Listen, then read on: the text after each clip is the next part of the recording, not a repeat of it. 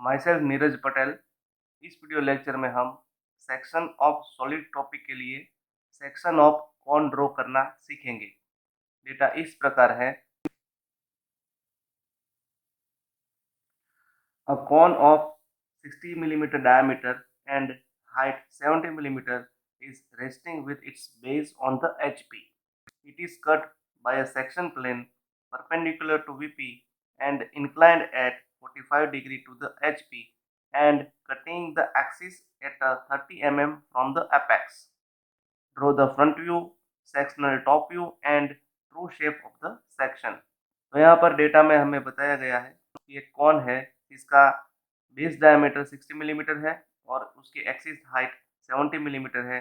वो horizontal plane पर अपने बेस पर रेस्ट हो रहा है और ये कॉन एक सेक्शन प्लेन से कट हो रहा है जो कि हॉरिजॉन्टल प्लेन के साथ 45 डिग्री का एंगल बना रहा है और वर्टिकल प्लेन के साथ ये सेक्शन प्लेन परपेंडिकुलर है। और इस कंडीशन से ये सेक्शन प्लेन इस कोन को एक्सिस के ऊपर एपेक्स से 30 मिलीमीटर नीचे से कट कर रहा है। तो इस कंडीशन को लेकर हमें इस कोन का front view, sectional top view और true shape of the section draw करना है। इस प्रॉब्लम को ड्रॉ करने के लिए हमें एज्यूम करना पड़ेगा कि ये कौन है वो फर्स्ट क्वाड्रेंट में रेस्ट हो रहा है। तो फर्स्ट क्वाड्रेंट की थियरी के मुताबिक एक्स वाई लाइन के ऊपर का जो प्लेन रहता है वो वर्टिकल प्लेन रहता है और नीचे का प्लेन जो रहता है वो हॉरिजॉन्टल प्लेन रहता है। इस कंडीशन से अगर हम इस कॉन का टॉप व्यू देखेंगे तो हमें एक सर्कल नज़र आएगा और फ्रंट व्यू में हमें एक ट्रायंगल नज़र आएगा। तो टॉप व्यू हमेशा हॉरिजॉन्टल प्लेन पर ड्रॉ किया जाता है और फ्रंट व्यू हमेशा वर्टिकल प्लेन पर ड्रॉ किया जाता है। तो इस प्रॉब्लम की शुरुआत हम इस कॉन का टॉप व्यू ड्रॉ करके करेंगे और इस कंडीशन से हमें टॉप व्यू में 60 मिलीमीटर डायमीटर का एक सर्कल नज़र आएगा। तो सबसे पहले हम हॉरिजॉन्टल प्लेन पर 60 मिलीमीटर डायमीटर का एक सर्कल ड्रॉ करेंगे। अब हम इस सर्कल के 8 इक्वल डिवीजन करेंगे।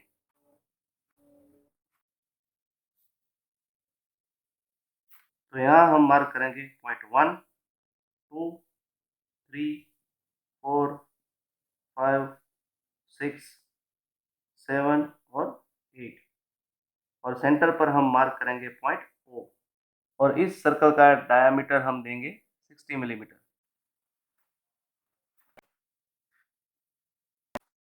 अब हम इस सभी पॉइंट में से नीचे से ऊपर की दिशा में प्रोजेक्शन लाइन ड्रॉ करके 60 बाई 70 मिलीमीटर हाइट का एक ट्रायंगल ड्रॉ करेंगे।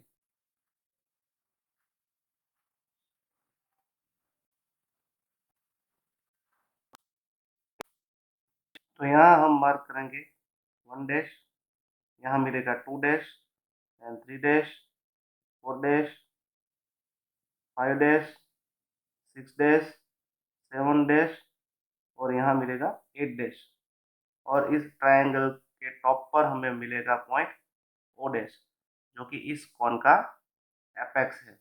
अब यहाँ डेटा में हमें बताया गया है कि ये कौन है वो एक्सिस के ऊपर एपेक्स पॉइंट से 30 मिलीमीटर नीचे से हॉरिजॉन्टल प्लेन के साथ 45 डिग्री के एंगल पर कट हो रहा है। तो अब हम पॉइंट O डैश में से एक्सिस लाइन पर 30 मिलीमीटर नीचे एक पॉइंट मार्क करेंगे और इस पॉइंट में से 45 डिग्री के एंगल पर हम कटिंग प्लेन लाइन ड्रॉ करेंगे। तो ये लाइन है कटिंग प्लेन लाइन जिसे हम CPL नाम देंगे। यहाँ पर इस एपेक्स पॉइंट से ये पॉइंट की हाइट है वो है 30 मिलीमीटर और इस कॉन की जो एक्सिस हाइट है वो है 70 मिलीमीटर और यहाँ पर हॉरिजॉन्टल प्लेन के साथ ये जो कटिंग प्लेन लाइन एंगल बना रही है वो है 45 डिग्री। यहाँ पर आप समझ लो कि ये कटिंग प्लेन है और ये कटिंग प्लेन हॉरिजॉन्टल प्लेन के साथ 45 डिग्री का एंगल बना रहा है और वर्टिकल प्लेन के साथ परपेंडिकुलर है। तो यहाँ पर ये कटिंग प्लेन कुछ इस तरह से माउंट होगा जिसमें आप देख सकते हैं कि ये कटिंग प्लेन वर्टिकल प्लेन के साथ परपेंडिकुलर है और हॉरिजॉन्टल प्लेन के साथ 45 डिग्री का एंगल बना रहा है। तो इस कंडीशन से ये कौन है वो कट हो रहा है और इस कंडीशन को लेकर हमें इस कॉन का front view, sectional top view और ट्रू शेप ड्रॉ करना है। तो यहाँ पर इस कटिंग प्लेन से ऊपर का जो कॉन का पोर्शन है वो कट हो गया है और जो बाकी का नीचे का जो पोर्शन बचेगा उसे हम डार्क लाइन से जोड़ लेंगे। तो यहाँ पर कॉन का ये व्यू जो हमने ड्रॉ किया है वो बन गया इस कंडीशन का फ्रंट व्यू। अब हम इस कंडीशन में सेक्शनल टॉप व्यू ड्रॉ करने के लिए ये कटिंग प्लेन लाइन इस जनरेटर पर जहाँ पर भी टच हो रही है वहाँ पर हम नाम देंगे। तो सबसे पहले यहाँ हम नाम देंगे P1 डैश, यहाँ मिलेगा P2 डैश, यहाँ मिलेगा P3 डैश, यहाँ मिलेगा P4 डैश और यहाँ मिलेगा P5 डैश। अब हम इस सभी पॉइंट को टॉप व्यू में ट्रांसफर करेंगे। तो यहाँ पर P1 डैश है वो जनरेटर O डैश 1 डैश के बीच में है। तो अब हम P1 डैश में से नीचे की दिशा में प्रोजेक्शन लाइन ड्रॉ करेंगे और ये प्रोजेक्शन लाइन O1 को जहाँ मिलेगी वहाँ मिलेगा पॉइंट P1। तो यहाँ मिलेगा point P1। Then P2 dash है वो जनरेटर O डैश 2 डैश और O डैश 8 डैश के बीच में है। तो P2 डैश में से हम नीचे की दिशा में प्रोजेक्शन लाइन ड्रॉ करेंगे और ये प्रोजेक्शन लाइन O2 और O8 को जहाँ मिलेगी वहाँ मिलेगा पॉइंट P2। तो यहाँ मिलेगा पॉइंट P2 और यहाँ भी मिलेगा point P2। Then P3 dash है वो जनरेटर O डैश 3 डैश और O डैश 7 डैश के बीच में है। तो टॉप व्यू में अभी पॉइंट P3 है वो O3 और O7 के बीच में मिलेगा। तो P3 डैश है वो एक्सिस के ऊपर का पॉइंट है। तो इसे मार्क करने के लिए P3 डैश में से ये जो हॉरिजॉन्टल लाइन है वो O डैश 1 डैश जनरेटर पर जहाँ मिलती है वहाँ हम मार्क करेंगे पॉइंट Q डैश। अब हम पॉइंट Q डैश में से नीचे की दिशा में प्रोजेक्शन लाइन ड्रॉ करेंगे और ये प्रोजेक्शन लाइन O1 को जहाँ मिलेगी वहाँ हम मार्क करेंगे पॉइंट Q। तो इस पॉइंट पर हम मार्क करेंगे पॉइंट Q। अब हम OQ जितनी रेडियस लेंगे और ऊपर और नीचे की दिशा में आर्क ड्रॉ करेंगे। तो यहाँ पर P3 डैश पॉइंट है वो O डैश 3 डैश और O डैश 7 डैश जनरेटर के बीच में है। तो सेम वे टॉप व्यू में P3 पॉइंट है वो O3 के बीच में यहाँ मिलेगा और O7 के बीच में यहाँ मिलेगा। देन P4 डैश है वो जनरेटर O डैश 4 डैश और O डैश 6 डैश के बीच में है। तो अब हम P4 डैश पॉइंट में से नीचे की दिशा में प्रोजेक्शन लाइन ड्रॉ करेंगे और ये प्रोजेक्शन लाइन O4 और O6 के बीच में जहाँ मिलेगी वहाँ हम नाम देंगे पॉइंट P4। तो यहाँ मिलेगा P4 और यहाँ भी मिलेगा P4। Then finally P5 dash है वो जनरेटर O डैश 5 डैश के बीच में है। तो अब हम P5 डैश में से नीचे की दिशा में प्रोजेक्शन लाइन ड्रॉ करेंगे और ये प्रोजेक्शन लाइन O5 को जहाँ मिलेगी वहाँ मिलेगा पॉइंट P5। तो यहाँ मिलेगा पॉइंट P5। अब हम P1, P2, P3, P4 और P5 इन सभी पॉइंट्स को स्मूथ कर्व से जोड़ लेंगे।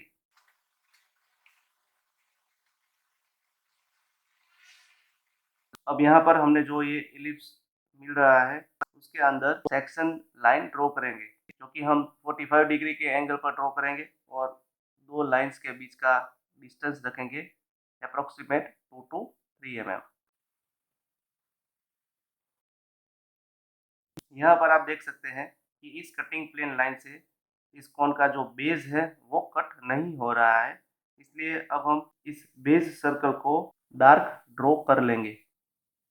तो ये व्यू हो गया सेक्शनल टॉप व्यू।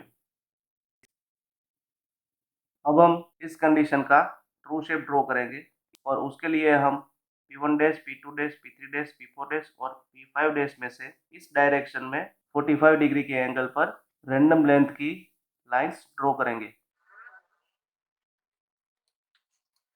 अब हम यहाँ पर इस कटिंग प्लेन लाइन को पैरेलल लाइन ड्रॉ करेंगे।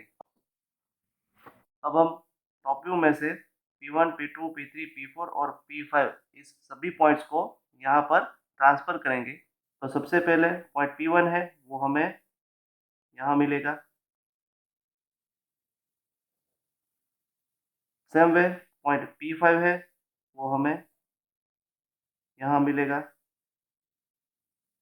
तो यहाँ पर ये P1 से P5 पॉइंट्स की जो हॉरिजॉन्टल लाइन है उस लाइन को यहाँ पर ट्रू शेप में हमने P1 P5 लाइन के स्वरूप में ड्रॉ कर लिया है।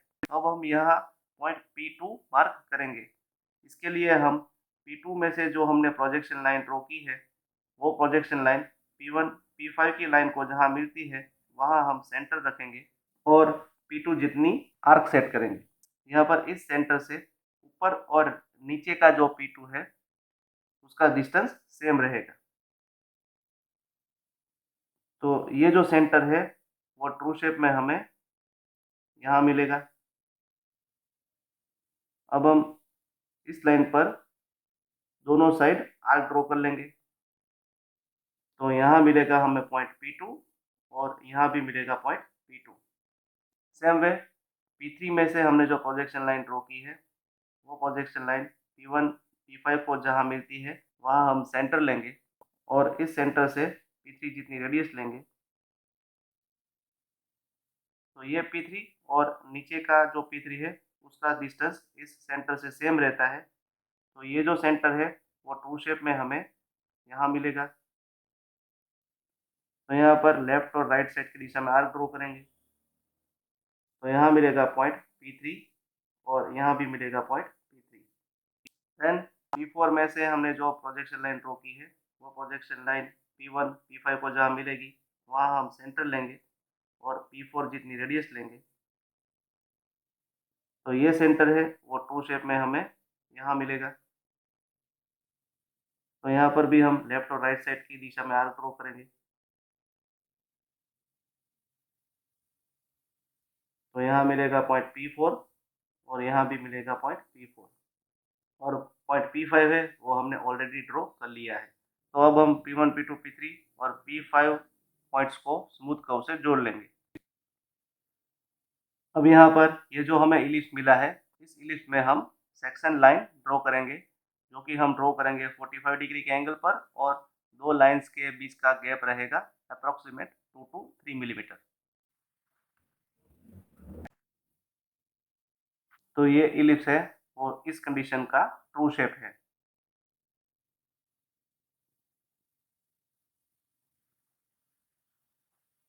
इसी के साथ ही सेक्शन ऑफ कॉन का ये प्रॉब्लम यहाँ कंप्लीट हो गया। Thank you very much.